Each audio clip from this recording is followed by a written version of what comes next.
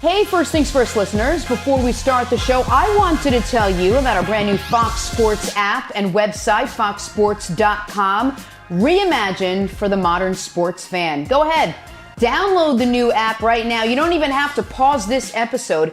Every day on the new app and website, you'll see the top stories in sports, plus a rich world of written content, videos, social media, and analytics to give you a 360-degree view of the most important stories of the day. Streaming live TV has never been so easy or elegant. Every Fox Sports game, including all pregame and postgame shows, as well as the televised version of this show, just a click away. For the extra invested fan, we also go deep with real-time wagering lines, trending prop bets, win probability, and key player projections. So download the new Fox Sports app or visit www.foxsports.com. Now let's start the show. Good morning, everyone, and welcome to First Things First. I'm Jenna Wolfe alongside Nick Wright, Brandon Marshall, and Kevin Wildes, and we are going to jump right in. And we have to start with the sports world's reaction this morning to the events that unraveled before our eyes yesterday in our nation's capital. This unfolding in the midst of NBA players already reacting to the news that charges will not be filed against police officers in the shooting of Jacob Blake. And as it all unfolded, NBA players and coaches responded. The Celtics and the Miami Heat issued a joint statement before their game tipped. The Bucs and the Pistons starters all took knees for each team's first possession. Doc Rivers, Steve Kerr, and Jaylen Brown have been among the NBA's leaders on the topic of social justice. Here is what they had to say yesterday. It basically proves the point about a privileged life, in a lot of ways. I'll say it because I don't think a lot of people want to. Could you imagine today if those were all black people storming the Capitol and what would have happened? So that, to me, is a picture that's worth 1,000 words for all of us.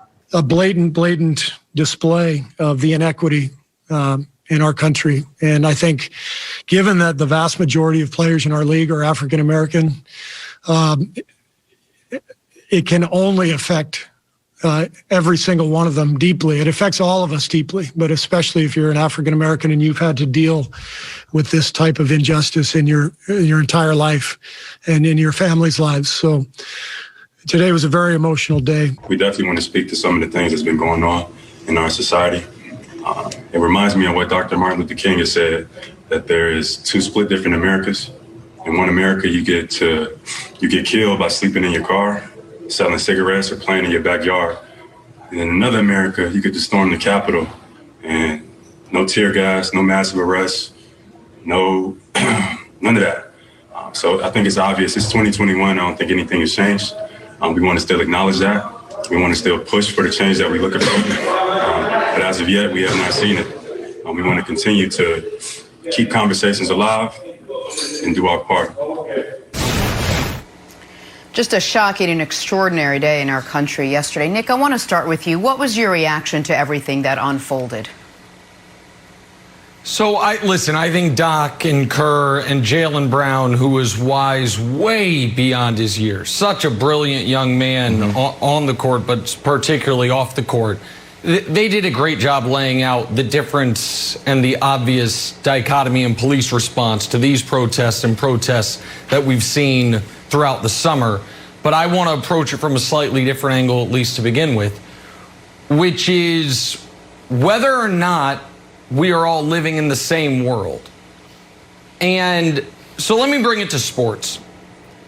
Do you know why LeBron James is better than Michael Jordan? Because LeBron's got 9 championships and Michael Jordan never made a finals. Do you know why I support Baker Mayfield? Only guy ever to go undefeated as a rookie and win a Super Bowl. That right there is how we talk about everything except sports. Sports are the only thing where we agree upon a set of facts, where it's not LeBron versus Jordan, who won more rings. It's okay, there's facts. We know what the ring count is, we know, and then we debate it. we are so broken in every other area of public discourse that sports is the only thing that's true. We can't agree on, do masks work or not? They do. The health experts say to wear them, but that is a controversial take. For months, and even maybe today, we can't even agree, is COVID actually real? And on things as petty as how many human beings attended a presidential inauguration, or as important as who won the next presidential election, you have a set of bad actors, from elected officials to media members to random folks on the internet, who have created more than a cottage industry, a massive world-changing industry of misinformation. So what you had yesterday, Wilds, was a group of people who truly believe that their guy has been robbed.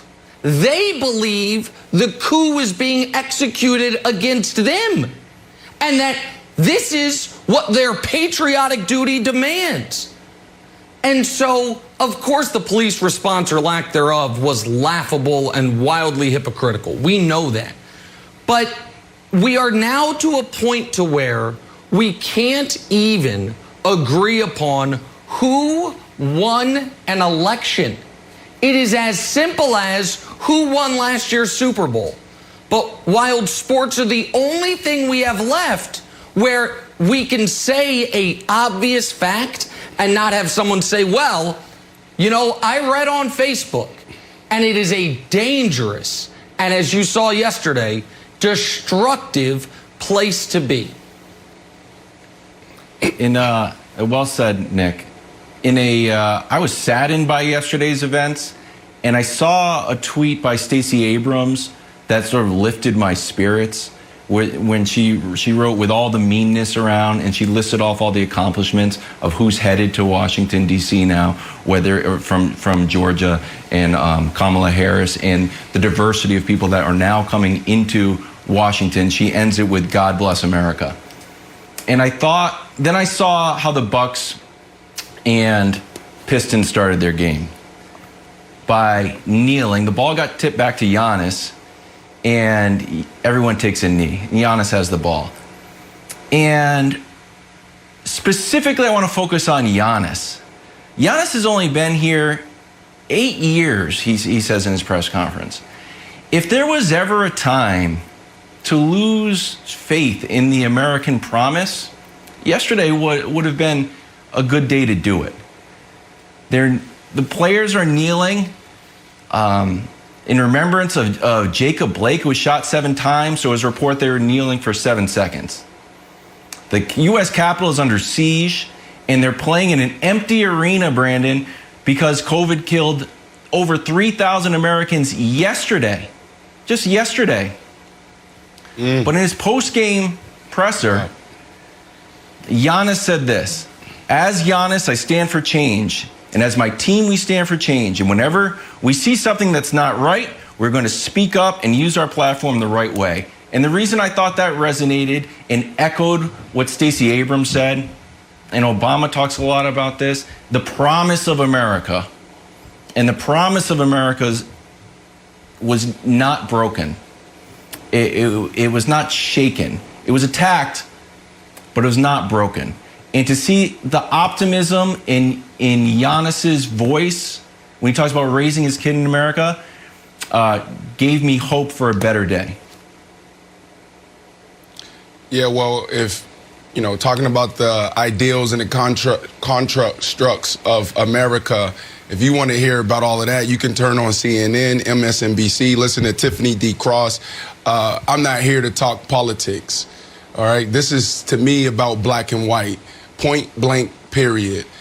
So when I think about what's going on now, I think about 2013 being invited to the mental health task force, my wife Misha and I, by Congresswoman Grace Napolitano out on the 32nd District in California, inviting celebrities, athletes, and other politicians to come together in D.C. to walk the halls of Congress. I think about in 2016 being invited to testify in Congress to the U.S. Finance Committee, a meeting they haven't had in 30 years. And there are conversations that we haven't had in 30, 40 years around mental health. And I go back to that because I remember having an opportunity to go into different rooms, to go on the floor.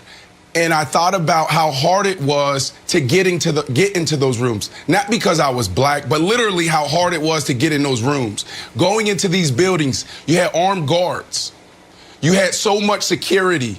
So when I think about, thousands of people, hundreds of people storming the Capitol, I was like, how did they do that? And then I go back to yesterday and I think about what Steve Kerr said. And I think about what our coaches said. Like, what if that was black people? What would have been the outcome? Vice President Pence was there. Why did it take so long for you to call the U.S. Guard? So I think about those things. But I'm not here to talk about politics. I've never been here to talk about politics. I'm not a politician. Go turn on CNN. You can go on Fox. You can go on MSNBC. Listen to Tiffany D. Cross. But the reality is sometimes it's about black and white, literally. What if that was black people doing that? What would have been the outcome? So I appreciate sports because it gives us an opportunity to push the conversation forward. But what I would say to all my NFL brothers, all my NBA brothers, you don't have to carry this burden alone. It's not just you, it's all of us, right? So now we're talking about the fundamentals of human rights. We're talking about civil rights. That's all we're talking about. So my NBA brothers, my NFL brothers, my WNBA sisters, you guys are doing a phenomenal job, but don't think you need to carry this burden alone. Well, and Brandon, if I may, I know your question was rhetorical, but to answer it, if it were a group of black people or even just a group that included black people, if it was just a diverse group, they wouldn't have made it up the steps. And, Nick, how can you say that? Because we've seen it. We have seen time and again, and this is what, in large extent, Cap knelt about. This is why the NBA put Black Lives Matter on the court.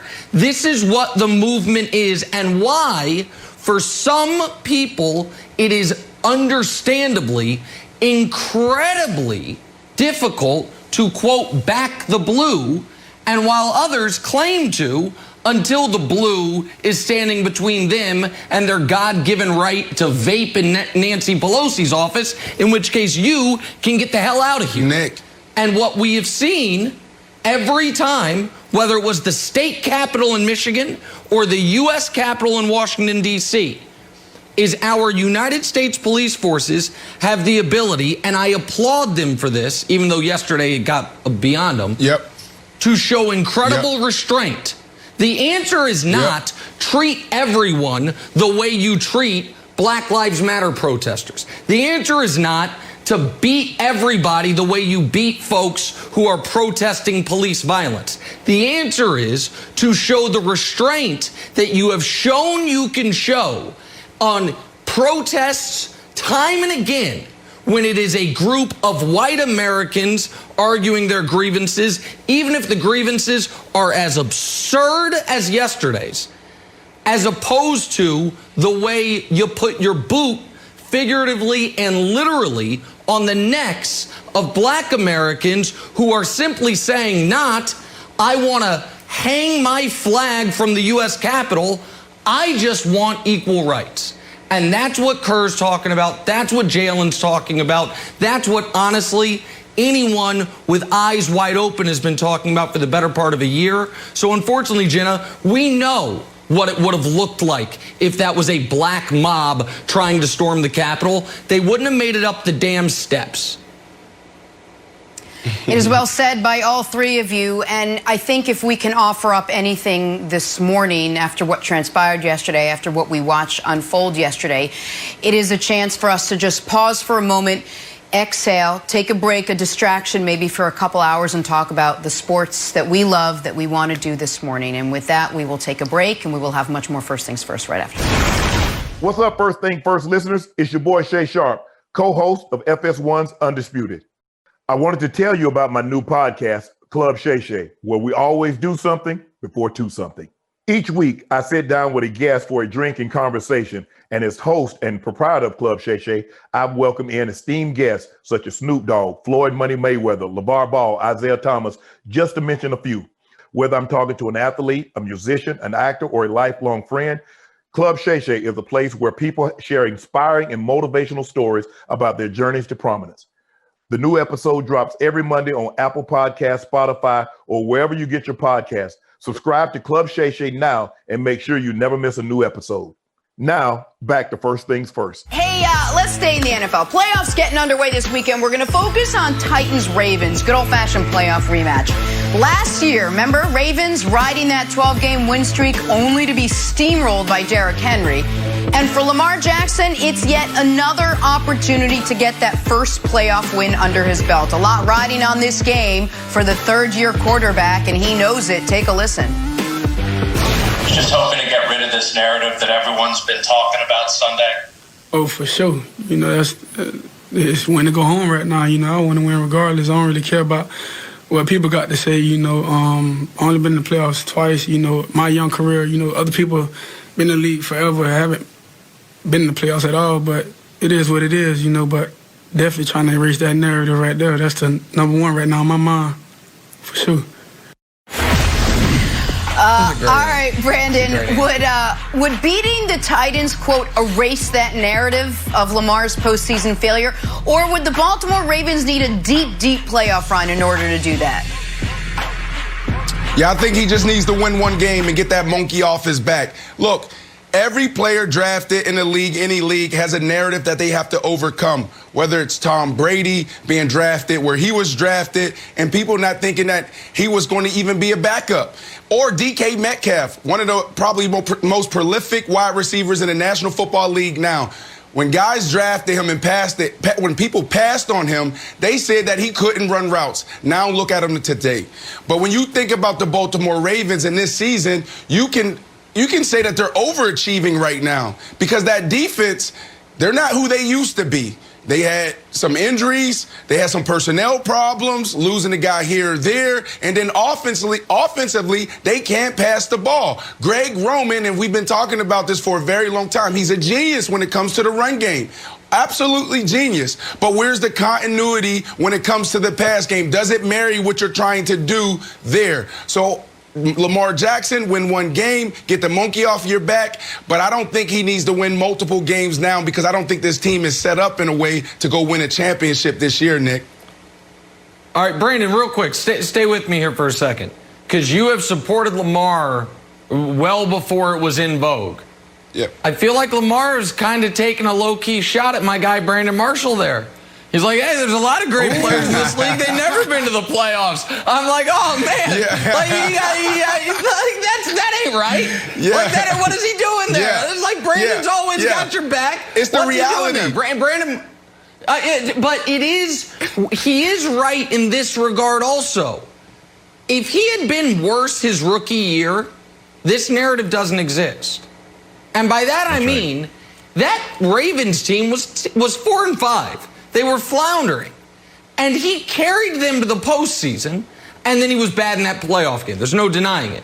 But if he had just been 2 games worse his rookie season, and it's like, oh, Lamar had a good year, he got him to 9-7, and they missed the playoffs, then all we're talking about is one game against the Titans. But because it's 2 years in a row, and because he was the unanimous MVP last season, and they were 14-2. Last year's playoff loss, Wilds, almost feels like 2 in and of itself.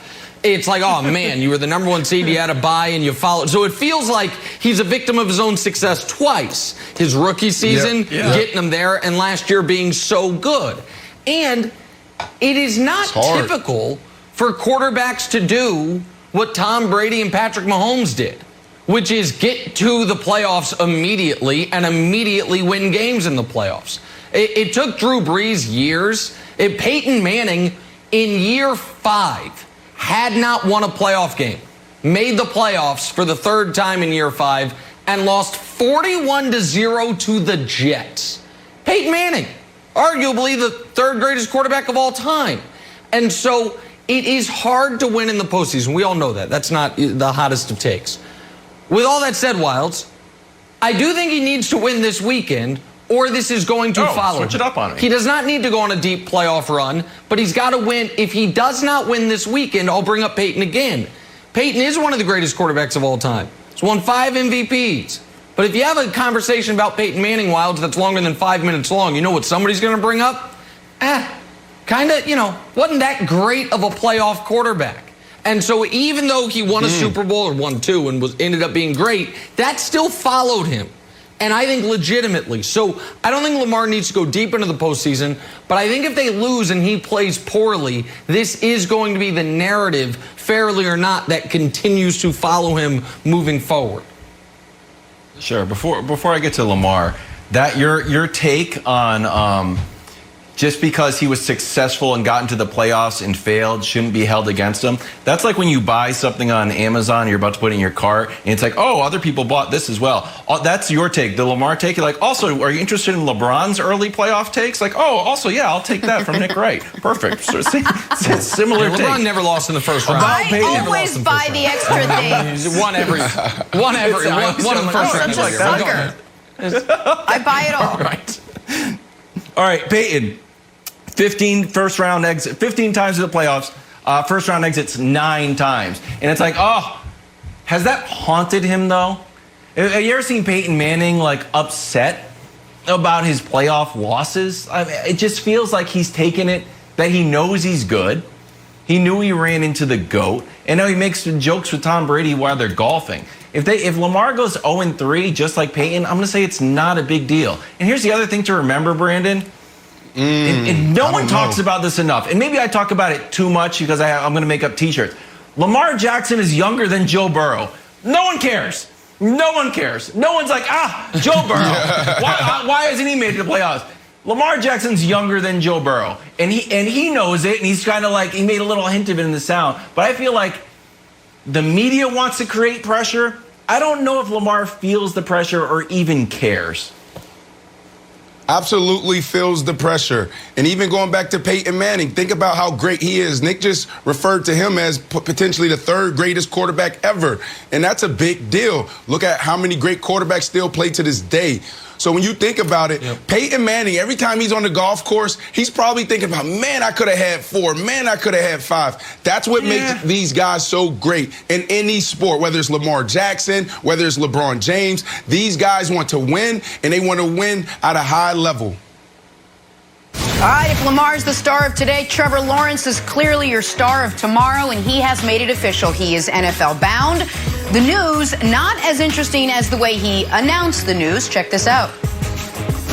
But I just want to say thank you to everyone that's supported Clemson, all of my Clemson family, whether that's fans, my teammates, my coaches, and my immediate family. I mean, I just am so thankful for you guys. I wouldn't be who I am if it wasn't for y'all. There's so many people that have helped raise me up, and I can't wait to see what God has next for us. But my time here has been amazing, and I'll be a Clemson Tiger forever. Hey, First Things First listeners, it's Charlotte Wilder here to tell you about my new podcast with Mark Titus called the People's Sports Podcast. It comes out every Thursday, and Mark and I take one of the big stories of the week, and then we go off on tangents you never saw coming. This might mean that we start talking about the Dodgers winning the World Series and end up wondering if Knicks fans deserve happiness. Or begin with LeBron's greatness and end up drafting our ultimate beer league softball team made up of old athletes. Whatever it is, the only rule of the show is that it has to be fun and funny, because these days we could all use as many laughs as we can get. So check it out wherever you get your podcasts and come down weird sports rabbit holes with us. We can't wait to have you. Now, back to First Things First. Yeah, they're going to make a huge mistake. Give them Time for a little drawing a blank. We've gone off the rails. We've lost the plot. We are off the rails. Hey, Trevor Lawrence officially announced yesterday he's declaring for the draft. All signs pointing to the Jaguars grabbing him up with that top pick. So, Brandon, Trevor Lawrence's rookie ceiling, if drafted by the Jags, is blank. I don't know if I'm going to exactly answer this question, but it's Justin Herbert. Why is it Justin Herbert? Because there's so many talking heads, so many experts talking about Trevor Lawrence being the greatest quarterback prospect ever. Some people are saying they're comparing him to Luck. They're saying this, they're saying that. So if that's the case, then it has to be Justin Herbert because he had the greatest rookie season of any quarterback. So this guy coming in, going to the Jacksonville Jaguars, we need to see him at that level, and that is the benchmark. That is the standard. I'm not sure he's going to necessarily have quite the receiving weapons that Justin Herbert had. That would be my only concern as far as him matching those numbers. Oh, they got some dogs down there. I do think DJ Chark's good. There's no doubt about it. I agree with you there. And they're going to have a new coach, so we'll see. I think he's going to be a top 15 quarterback immediately. Just like I thought Zion was going to walk into the NBA and be a top 25 player, I think as a rookie, Trevor Lawrence is going to be a top half of the league quarterback, and by year 3, he is going to be one of the 6 best quarterbacks in football. It's not hype with him. I believe it 1,000% Wilds. Wow, great take. All right, my answer was Jets Tears. And since the Patriots got eliminated, I'm looking a lot at the 2021 schedule. Date TBD, Jacksonville at MetLife. If I'm the GM of the Jets, whatever coach we decide on, I tell the coach this: we have to beat Trevor Lawrence. It's like if you get hired at Michigan, like you have to beat Ohio State. I don't care if we go 1-15. You cannot let Trevor Lawrence come in here and beat us.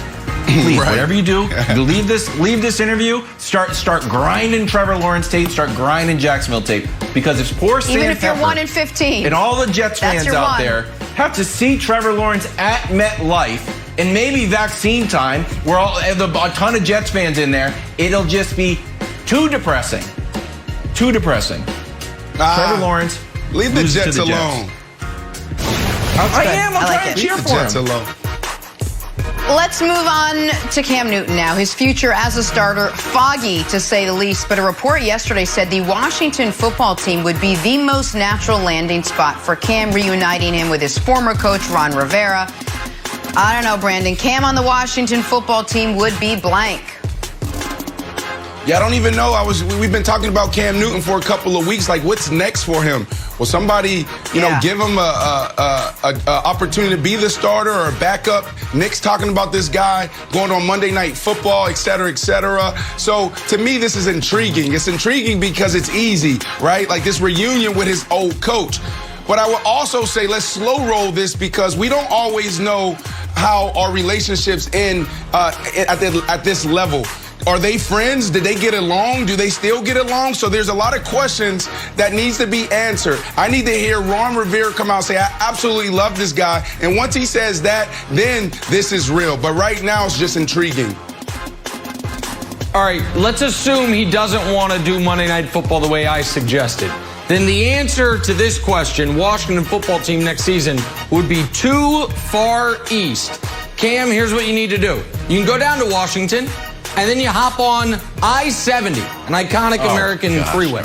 You drive it 1,078 miles due west. It's a very easy drive. Get on I-70, drive it for 1,000 miles. Get off on Blue Ridge Cutoff. When you get off there, you know what you're going to see? Arrowhead Stadium, your new home. You want to keep piling up those rushing touchdowns? Patrick Mahomes don't do quarterback sneaks, man. We actually struggle at the goal line. Go, get your ring, back up Mahomes, hang out with Kelsey and Chris Jones. It's a good crew. Get Andy Reid. You heard what he just said. It's not really a backup. He wouldn't really be a backup. He would be more of a specialty guy. He would be a guy who came in certain situations. He wouldn't be no. You know what We're not calling him Taysom Hill. He wouldn't be backing up just Mahomes. Athlete. He would be our feature goal line athlete. Exactly right, Brandon. Quarterback sneaks goal line. That's what he needs to do, Wilds. All right, so I would like him to stay at the Patriots. He doesn't need, I know he had a long history with Ron Rivera, but why to go to a whole nother team and redo it? Just build on what you had. Can we put Nick back on the screen real quick? Because I think you're more serious than you let on, and this does make sense. Don't you feel? I'm totally serious. As you've been pining for this Patrick Mahomes MVP. It's not like you're giving the ball to Clyde Edwards-Helaire every time on the one. You're doing these little dump passes to a fullback. You're doing underhand passes. Like, if Cam comes in, Mahomes' touchdown total goes way down if he takes 10 from him. That's actually so you're almost giving away the MVP right there. That's not a concern? It's actually not true. Patrick Mahomes has 3 one-yard touchdown passes this year, unlike Aaron Rodgers, who has 11 of them, just been piling them up. So I haven't talked about it. It's part of my anti-Aaron Rodgers dossier, but look it up. Leads the NFL in one-yard touchdown passes by a mile because they're juicing the stats for him. We don't do that in Kansas City. It's not how we do business. But listen, it's an egalitarian offense, and yeah, we need a goal line back. So go ahead. Cam, come on in. I'm totally serious. I'm not worried about MVPs. Worried about Super Bowl MVPs, baby. That's what we're worried about. All right, moving on to Pittsburgh, where Big Ben is talking retirement, or in other words, it's a day of the week. He said every player should approach this playoff game like it could be their last. So, Brandon, Big Ben acknowledging Sunday could be his last game is blank. A broken record, Jenna. Come on. We know this. Going back to the day he was drafted, he's been talking about retirement. Every other year, it's like, well, I need to take a little bit more time to figure out what I want to do moving forward. And then the next year, well, let me go talk to the wife. Let's see what wifey say. You know, we'll get together as a family and figure it out. This is a broken record. Big Ben, look, I said that the Pittsburgh Steelers, if they don't get it done, they need to think about moving on from Big Ben. But Big Ben is probably going to be there. That marriage is never going to end and I don't think it's going to end anytime soon. Gosh. Brandon, you remember, you were still in the league. I think you were a young player when this happened. When T.O. had that incident and his publicist went on TV and said, Terrell has 25 million reasons to be happy.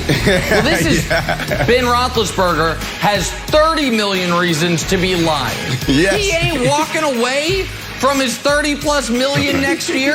I don't care if he throws 6 touchdowns in the playoffs or 6 interceptions in the first half against Cleveland. They're going to have to pull that contract from his cold, somewhat pudgy hands. It's not happening. He's coming back next year, Wilds. 100%. He's coming back next year. I totally agree. I totally agree. And Jenny, you know what this is? It's the Tom Brady factor. If I'm an older quarterback and I keep on watching Tom Brady, and granted I'm not eating avocado ice cream and, just seeing tomatoes on my Instagram, but until Tom Brady retires, none of these older guys are going to be like, yeah, I'm going to hang it up. Okay. That's big. All right, Terry Bradshaw, guys, I got to tell you, has given away. I thought there was more to it. I thought there was more. I was waiting for more. I'm sorry. Terry Bradshaw, guys, has given away over $3.5 million. So what's next? I'm sorry. Okay, he just left it. Find out what the mystery prize is during the Fox NFL pregame show on Saturday and enter the Super 6 contest for your chance to win the mystery prize. For much more, you can always head to the Fox Sports app. And I'm going to stop talking like Wilds did in 3, 2, here's my take, go. Back here, first things first, we're running the fast break. We start in the Bay. The Clippers took care of the Warriors last night. Kawhi and PG both had 21 in the win. Steph struggling with just 13 points. But the biggest storyline, the biggest by far, Kawhi Leonard played in back-to-back nights. So unheard of, we had to bring in Chris Broussard to discuss. Broussard, did you hear the big news? Kawhi, back-to-back nights, first time since 2017. What did you make of this unbelievably incredible feat that happened in the NBA last night? I tell you what, it was incredible. I gotta be honest, it was surprising to see him out there. I'm not gonna lie. And here's what, look, he played fine. As you said, 21 points, 7 for 12. He was efficient.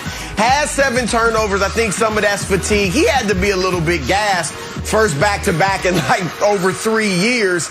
But what I like is that it shows he has had a true attitude adjustment. For the last few years, he's treated basketball like a hobby rather than his job.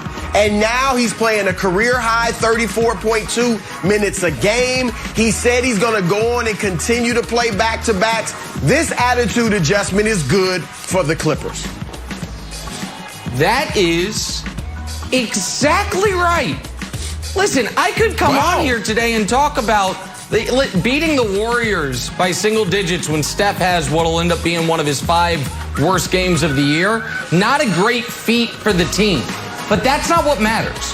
What matters is that Kawhi Leonard might actually take the regular season seriously, which will send a message to his teammates. This is the most positive development for Chris Broussard's beloved Clippers since they acquired Kawhi Leonard. Honest to God. People think, hey, Nick, you're anti-Kawhi, you're anti-Clippers. I'm anti how they handled last year. Well, I'm anti how they handled last year. Brandon, if this is a legitimate adjustment, their chances of being able to make the conference finals and lose to the Lakers went way up.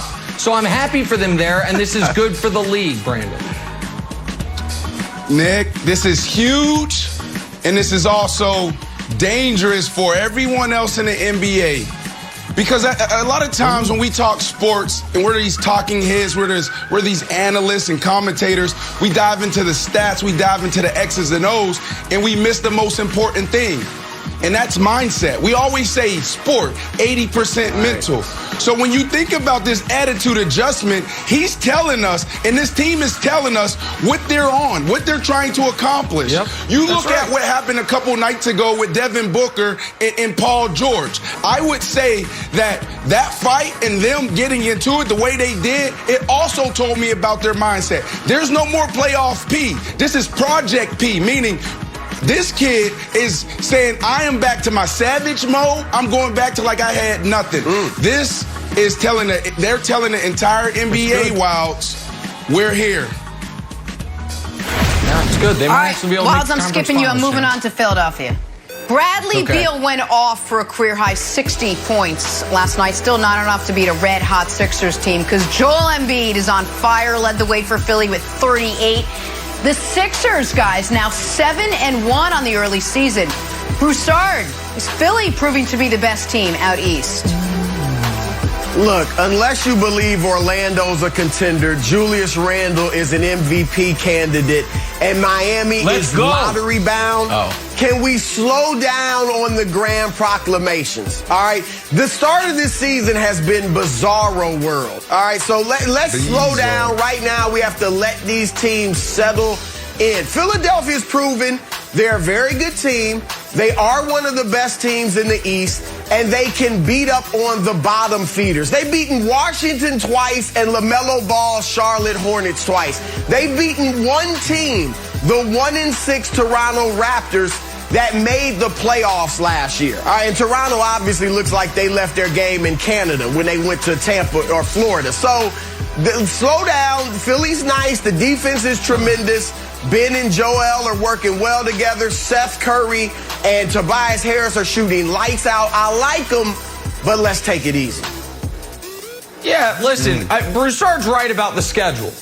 And listen, beating Washington and Charlotte, for an example, isn't that impressive. Now, it's better than like what the Nets did, which is lose to Washington and Charlotte, but beating them you're not going to write home about. Now, losing to them you might write home about like, oh boy, we're in trouble. But again, let's not talk about that. All I know is this. Before the year, I told you the Sixers and the Lakers are going to be your NBA finalists. And yeah, it's early, but at this point, who has the best record in the East? Those scrappy Philadelphia Sixers. And who has the best record in the West? The nobody believes in us underdog Lakers. So, right now, Philly looks awesome.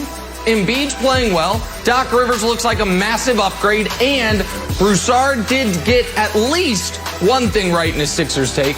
The Tobias Harris getting back to the Tobias Harris from when he was on Broussard's beloved Clippers under Doc Rivers is a massive development because they owe him about $120 million left on his contract. So all that's good for my Eastern Conference Finals pick, or for my finals pick out of the East, the Philadelphia 76ers, Brandon.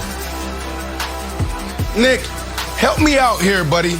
You stood on the table for me. You went to the suits at FS1 and you said, I need that guy to be my co-host. This is this guy. You said that dude knows sports. You say that dude, he definitely knows football. And talking to him about basketball, I didn't know he knew as much, right? But there's something that you didn't know. You guys threw me out there. You hired me, and then all of a sudden y'all throw me out there in the bubble, the NBA playoffs, and I got to cover all this stuff. But Nick, help me out here. When do they give out the trophy? When do they give out the trophy? Typically June. Typically June. Yeah. Okay. June. That's right. Okay, typically June. It's December. It's January. I've been covering NBA basketball for a couple months, and I know that December and January basketball means nothing. The Brooklyn Nets will be fine. They'll be right where they need to be when they're handing out that trophy. Amen. Watching the Sixers play the Lakers. Let's head to Indiana, where James Harden's struggles continued last night. He started the season so hot, then he cooled off considerably, just like my coffee. 15 points on 14 shots as the Rockets drop their second straight.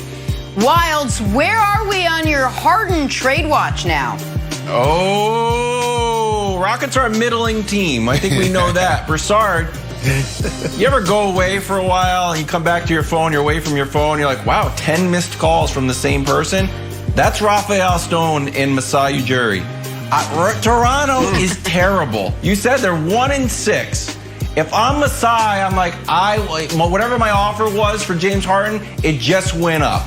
The idea that the Raptors, after giving Van Vliet that big contract, are just going to kind of mail this season in or sleepwalk through the season, I feel like they've got a winning culture and they need to make a move for Harden. Here's the problem, Wilds. Why in the world would James Harden want to go to Toronto?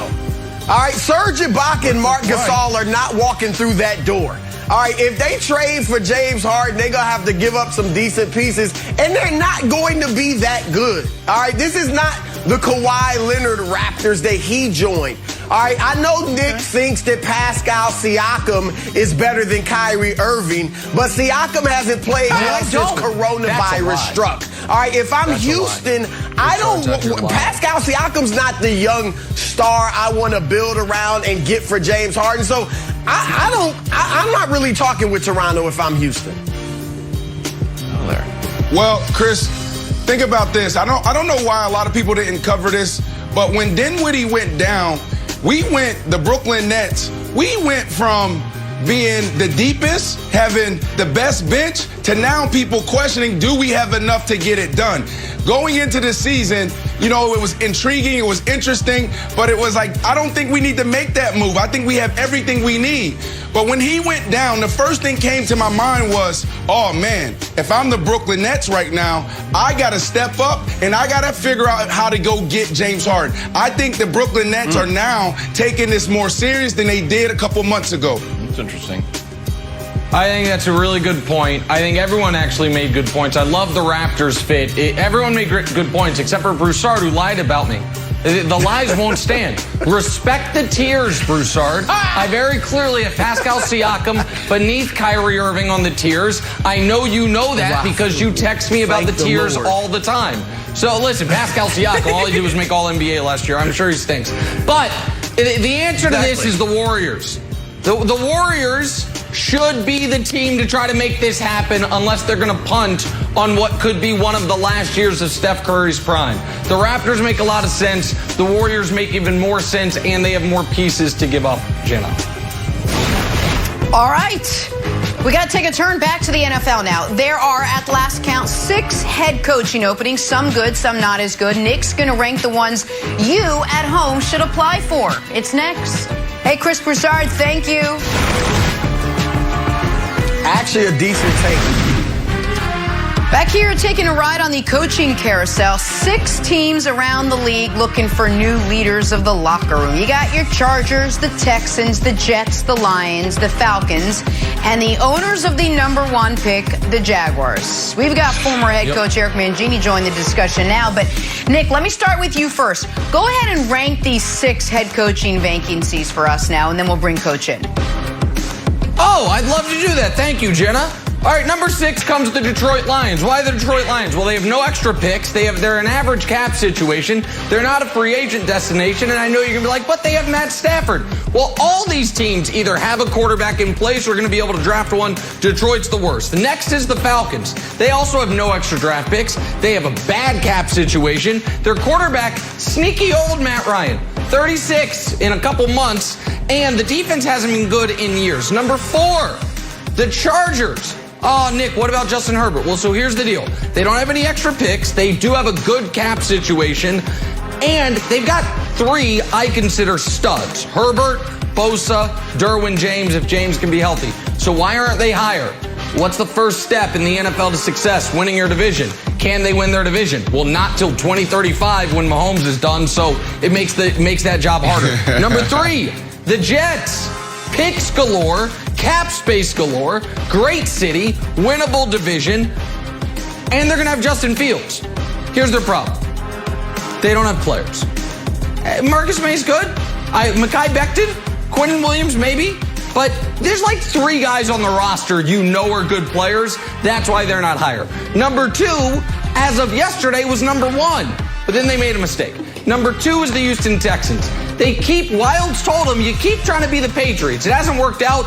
As soon as Wilds told them that, they're like, hey, Nick Caserio, 6 years, 3rd highest paid GM in the league, come on down. So that dinged them a bit. But they have Deshaun Watson. They have a winnable division. What they don't have is cap space or draft picks. But Deshaun is so good that it's a good job. And by the way, NFL guys like living in Houston. Number 1, the Jacksonville Jaguars. Picks galore, cap space galore, and coach, telling you right now, I've seen enough. Trevor Lawrence, NFL star. Coach won't see him for 5 years. I don't need to see him for 5 minutes. Trevor Lawrence, NFL star. And by the way, winnable division, no state taxes in Florida to do a little free agency stuff. So all those, there it is, 6-1. Coach Eric Mangini, which is the one most attractive to you, my friend?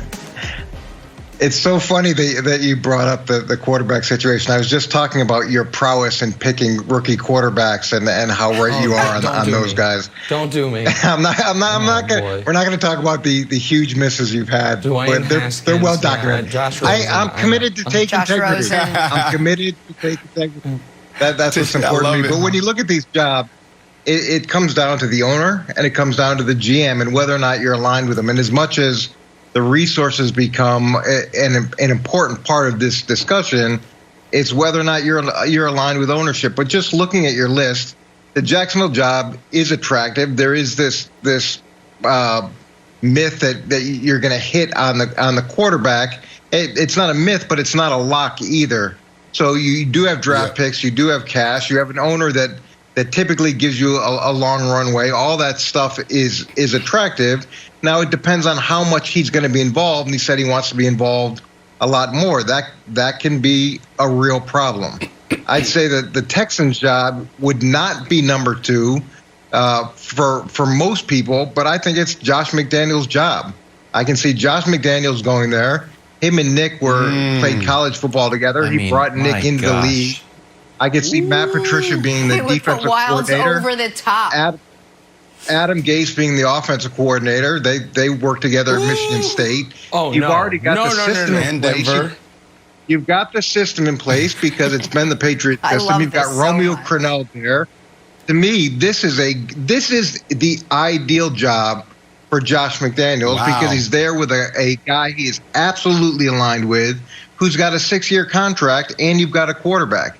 Now, if it was another head coach, I'd say this isn't as good a job because you have no draft picks and you've got a terrible cap situation.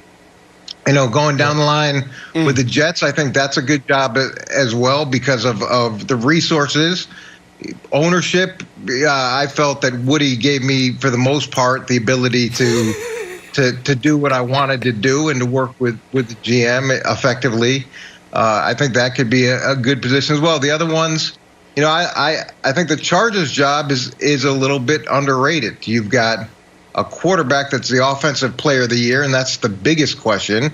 You've got decent salary cap space, like you said, Nick. You've got draft picks, but the division is an issue. Now, if you've got a really good quarterback, you should be able to challenge that division and challenge it pretty quickly.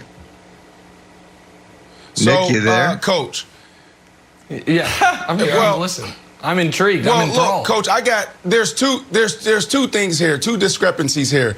The Jets job. You guys saw my helmet. I'm not saying this because I'm biased and I'm a lifetime Jet guy, but the Jets job to me is number one. Here's why. When we talk about draft capital, Nick, you talked about it earlier, but you didn't go into how much power we have. Yeah. Got a lot, right? We got 2 first-round picks. We got 1 second-round pick, 2 third-round picks, and we probably got like 6, 7, second-day picks. Like, it's unbelievable what we have in the draft. And then you talk about, Brandon, Marcus May's a good player. But what else do they have? They don't have players. Well, you know what we do have?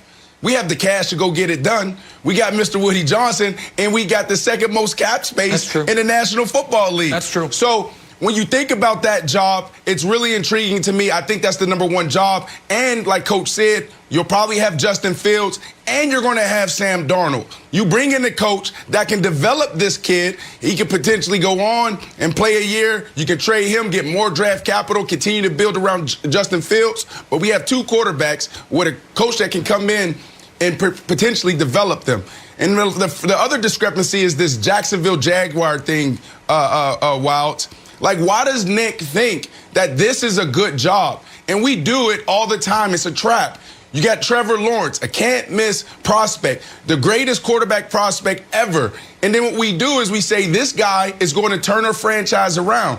But if you look at the last 30 years in the National Football League, there's only been 2 quarterbacks that's been taken number 1 overall that's won the Super Bowl. Do you know who they are? That's Eli Manning and Peyton Manning. Outside of that, no one else has done it. So when you think about this Jacksonville Jaguars job, I don't think it's that intriguing. I think this kid is good, but does he come in, Wilds, and really flip this franchise upside down? That's what I'm interested in, Coach, and I'll throw it to you. If you go and coach Jacksonville, you got Trevor Lawrence, and Trevor Lawrence doesn't reach his potential very fast. Well, Trevor Lawrence not going anywhere. You're going to go somewhere. You're out of the job. So the question is, when coaches are looking at these jobs, I think optimistically, like what Nick laid out, was the ceiling for all the franchises. When you were looking at jobs, were you also looking at like the floor of like, that could get pretty bad, I don't want that job? Or is that something that doesn't come into play? Well, it depends on your leverage. It depends on how badly you want to become a head coach. It depends on your self-confidence. Coaches inherently believe that every problem is fixable. And so when they look at a situation, they may see problems, but they also see opportunities. So you go into a job thinking, I can make a difference in that situation, regardless of what the issues are. I'd say the biggest piece of advice that I could give anybody who's considering opportunities or multiple opportunities is having alignment with ownership. If you don't have that, when things get a little bit noisy, everything changes. And that's a real problem. So if you share the same vision, you share the same values, you're aligned, whether it's good or bad, those things act as a lighthouse that lead you back to the right way and the winning way. If you're not aligned, you got no chance and you're just throwing darts at a dartboard.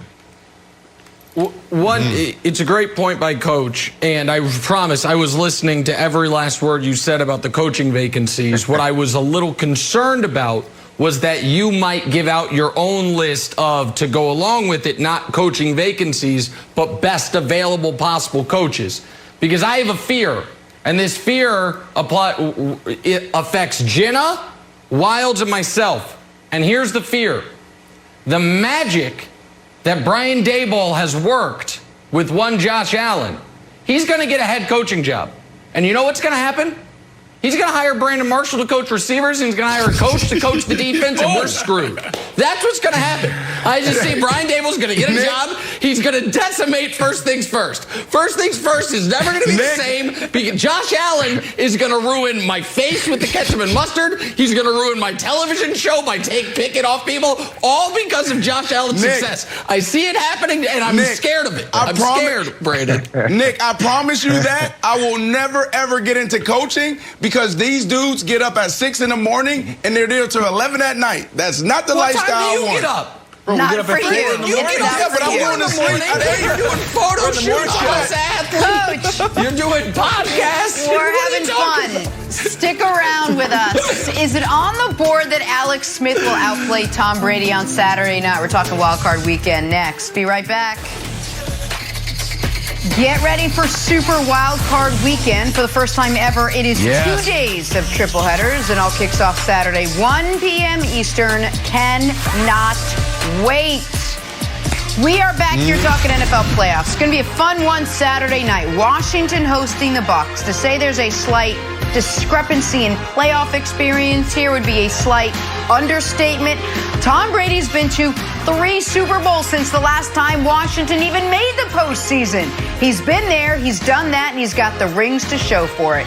But the only game that matters now is the one taking place this weekend, and Bucs head coach Bruce Arians knows they can't take this Washington team lightly. We don't see them as a 7-9 team. We see them as a 4-1 team. Because every time Alex Smith has played, they went 4-1 and had a +3 turnover margin. So it's a different team when Alex is playing, and we know that we're playing that 4-1 team, not that 7-9 team.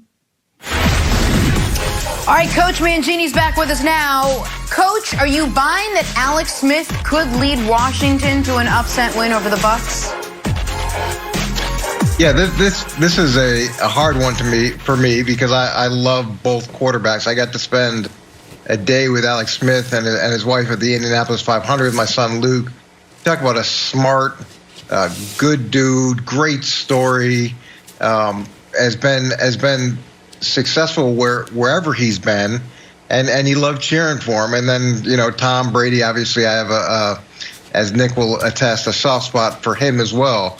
But I'd say that Bruce Arians is right, that they have a real chance with Alex Smith. And it's because he will make good decisions with the football, and he'll put them in a position to have long, sustained drives, which will keep Brady and that offense off the field.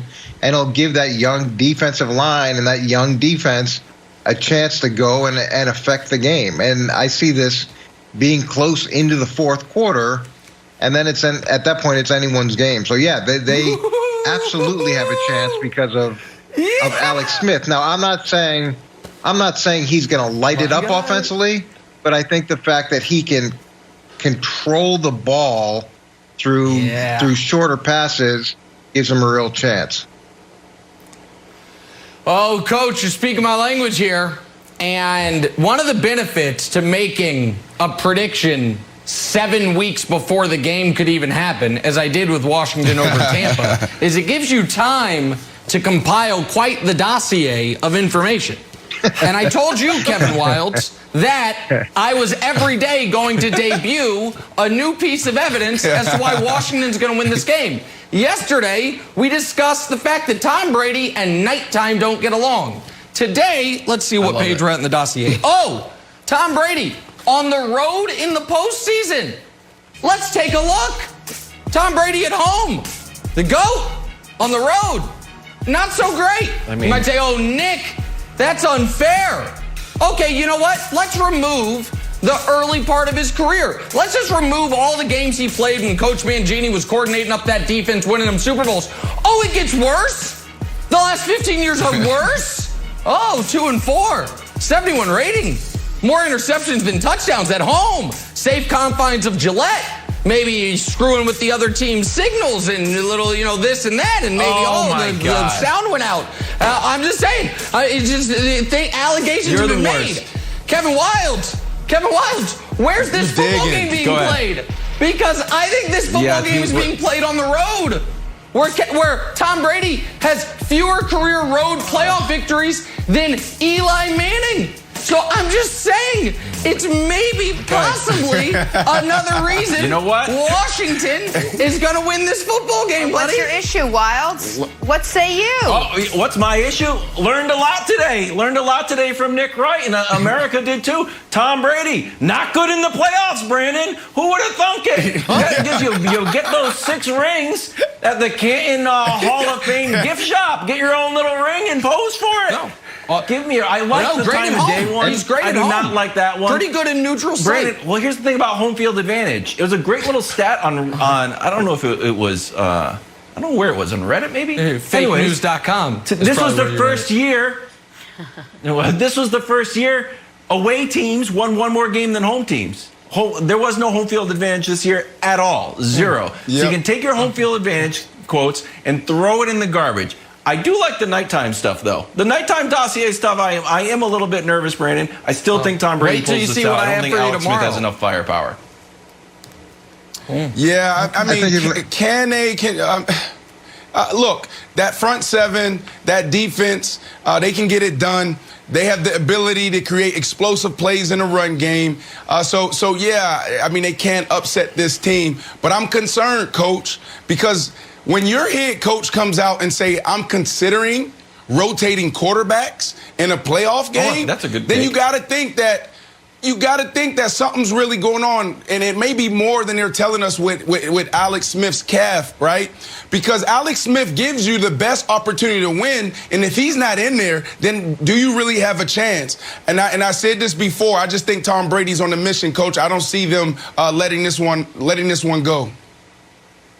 Yeah. So quickly, in terms of the home field advantage, unless they're playing this game at Gillette, I don't think those stats matter. Every game's been an away game for Tom Brady this year. He's had to get used to that. In terms of rotating quarterbacks, Brandon, I'd say that if that gives him the best chance to win, if it creates a little bit of change in tempo or anything that can create some confusion defensively, then I'm all for it. I don't think Alex Smith is completely healthy, so it may be also a function of them feeling like they may have to make a change at some point during the game. Yeah. Yeah. Keep in mind, Nick, you predicted this. This was Nick's call weeks ago. Last page of the dossier tomorrow. This one, dossier, you see all this? The dossier. Last page tomorrow. Oh, yeah, it's coming. Let's talk some Trevor Lawrence. Is he ready to make an instant impact, and will it be in Jacksonville? Both questions answered on the other side. This is First Things First. Coach, thank you so much. Saturday on Fox, MVP candidate Russell Wilson leading the Seahawks against Aaron Donald and the Rams. It is all part of Super Wildcard Weekend, Saturday 4 Eastern, 1 Pacific on Fox and the Fox Sports app. It is now time for Stories to Start Your Morning, sponsored by Ram Trucks, built to serve the playoffs. Get underway this weekend. We are going to hone in on Titans-Ravens good old-fashioned playoff rematch. Last year, if you recall, Ravens were riding that 12-game win streak, only to be steamrolled by Derrick Henry in the divisional round. And for Lamar Jackson, it's yet another opportunity to get that first playoff win under his belt. A lot riding on this game for the third-year quarterback. Take a listen. Just hoping to get rid of this narrative that everyone's been talking about Sunday. Oh, for sure. That's it's win to go home right now. I want to win regardless. I don't really care about what people got to say. I only been in the playoffs twice. My young career. Other people been in the league forever. Haven't been in the playoffs at all. But it is what it is. But definitely trying to erase that narrative right there. That's the number one right now in my mind, for sure. All right, Brandon, what do you think? Would beating the Titans, quote, erase that narrative of Lamar's postseason failure? Or do the Ravens need a deep playoff run to do that? Nope, just beat the Titans.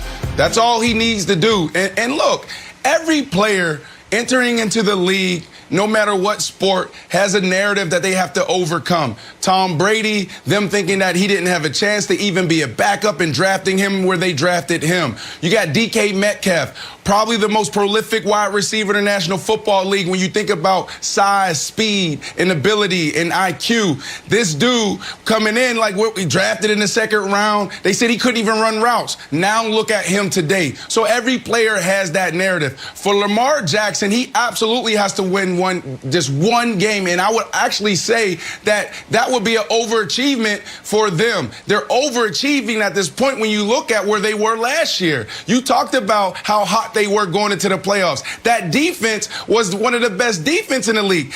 Where's that defense today? So many injuries, personnel changes, so that they're not even helping them. Now, are the Baltimore Ravens hot right now, Nick? Yes, they are. They're getting it done on the ground. Yep. But when you think about about them going deep into the playoffs, you're going to need to throw the ball. And I talked about this all year. Greg Roman does a phenomenal job dialing up in the run game, but there's no continuity on the passing side.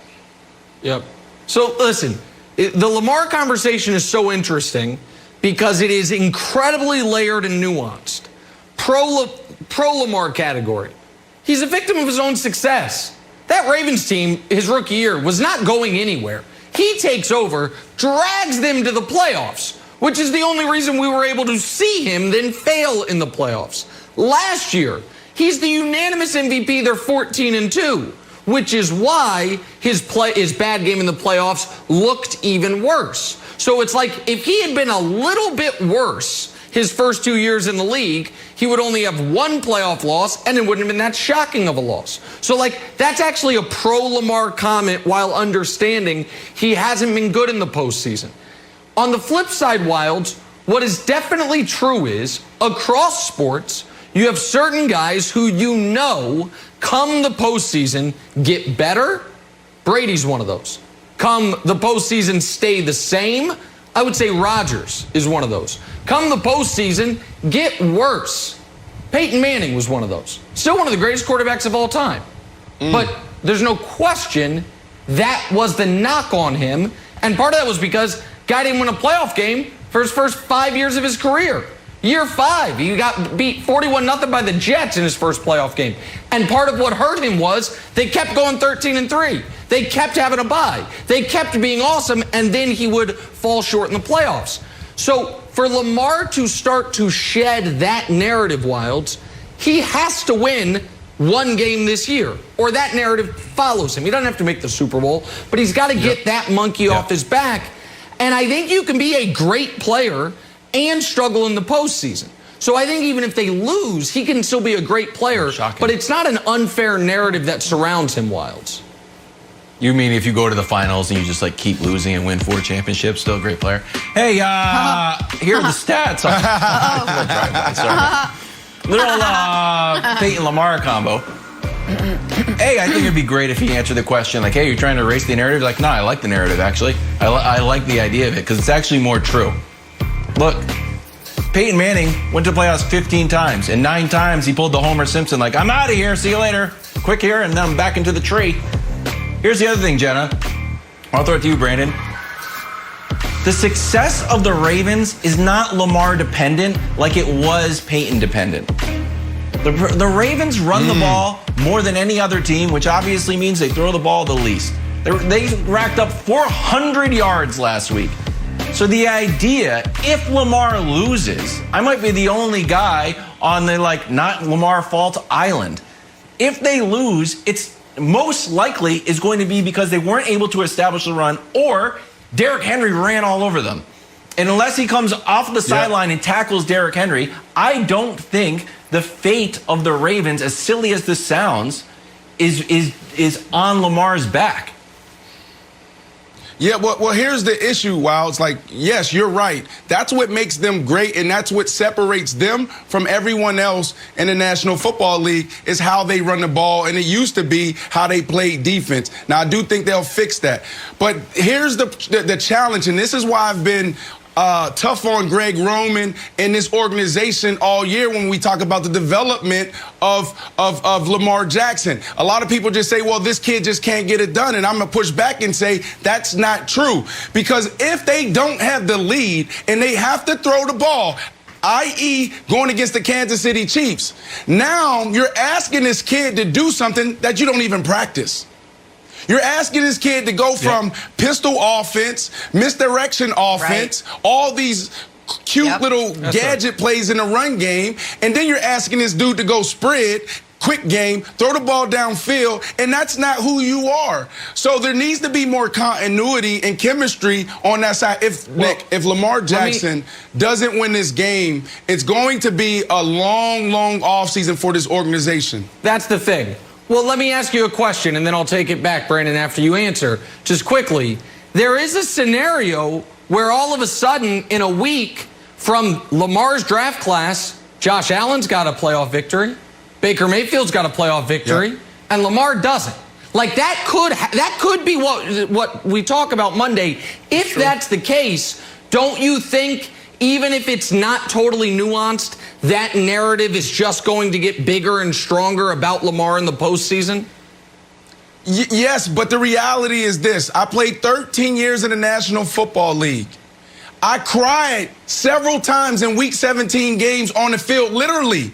Go back to the time Aaron Rodgers put a knife in my heart, right? Because we just needed to win to get in. 13 years never made the playoffs, Nick. So the reality is it's extremely hard to do it. And you talked about Peyton Manning in the comparison. He'll get it done. So, no, I think he will as well. And I also, listen, this is a 2-hour show, and very few people watch it from the very beginning. So I want to say something kind of on behalf of everyone here. We are acutely aware as a staff and as a group what happened in America yesterday. And we started the show by talking about it, but I also want to go a little off the board here and end the show by talking about it, because there is an obvious sports tie. And it's not just because the Bucs and the Pistons took knees, at not even necessarily about what happened at the Capitol yesterday, but about the lack of justice for Jacob Blake. But it is very difficult to acknowledge and watch the scenes of yesterday and not think of Colin Kaepernick. And I say that because Colin Kaepernick took a knee to try to make America a more just place. And he was attacked as being anti-patriotic, anti-American, and anti-police. And every single person watching those images from the Capitol yesterday knows what I'm about to say is true. Those people who were screaming at police, pushing police, menacing police, tearing down American flags to hang Trump flags or Confederate flags, were the loudest people attacking Colin Kaepernick for allegedly being unpatriotic, for allegedly being anti-police. And as we see what certain groups are allowed to do with impunity and what other groups get the boot put on their neck for, it is once again, Jenna, a reminder that Colin Kaepernick was ahead of his time and told nary a lie as he became the most hated man in the sports world, Jenna. Again, very well said. And this conversation continues well said, right man. now on Undisputed. That's it for us.